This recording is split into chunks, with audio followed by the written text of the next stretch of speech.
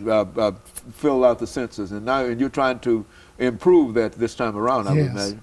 Well, do you think that you're making a greater effort and better organized? It seems now you're better organized than you ever were. Well, Doctor, we have had people working since 2008 around the state, doing all the things that Trudy talked about, creating partnerships.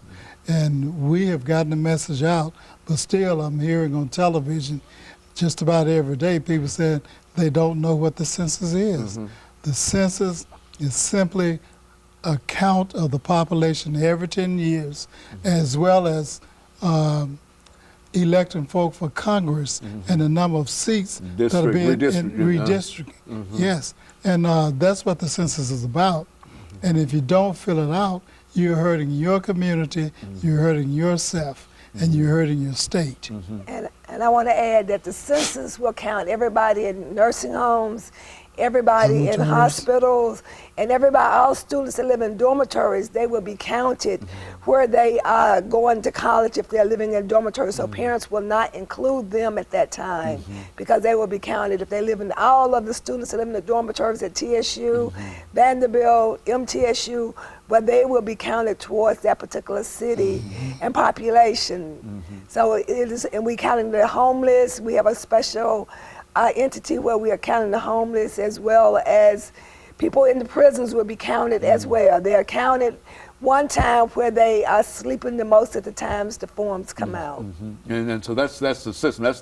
That's the key to it, that wherever that individual is staying at the time that they receive that form, that's where they ought to be counted. And you want to count everybody. Is that what we're saying? That's that you exactly what we're saying. that nobody should have any kind of fear because you're worried. Now, what are those badges? Explain those badges. These badges, everybody that works for the census goes through a FBI fingerprint clearance by the FBI. And then we are sworn to confidentiality for life. So that means after the census is over and the jobs we have at the census is over, then we are sworn to confidentiality. And if we violate this confidentiality to identify where anyone is located, we will go to jail for 5 years and pay a fine up to $250,000.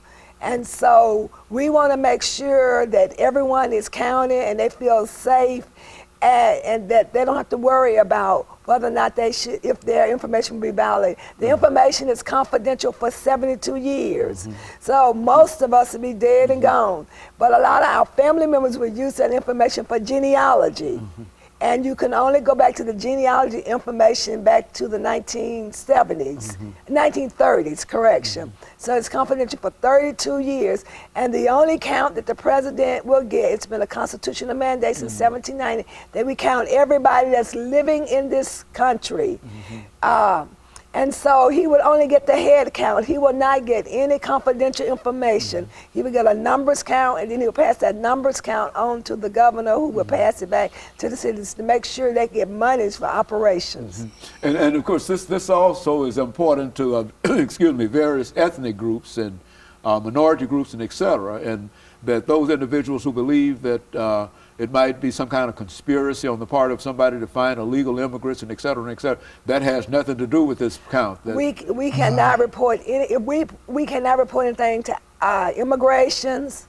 We abide by our sworn oath that we can't do that. We can't report anything to the FBI, law enforcement.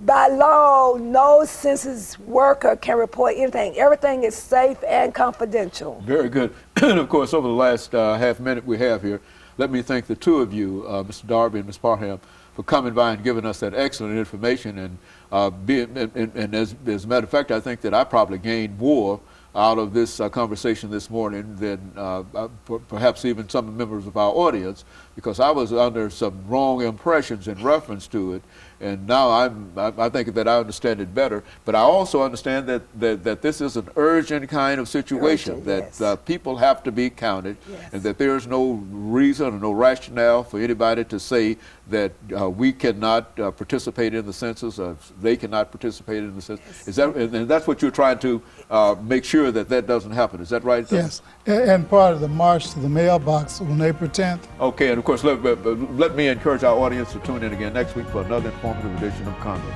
Thank you, and Good morning.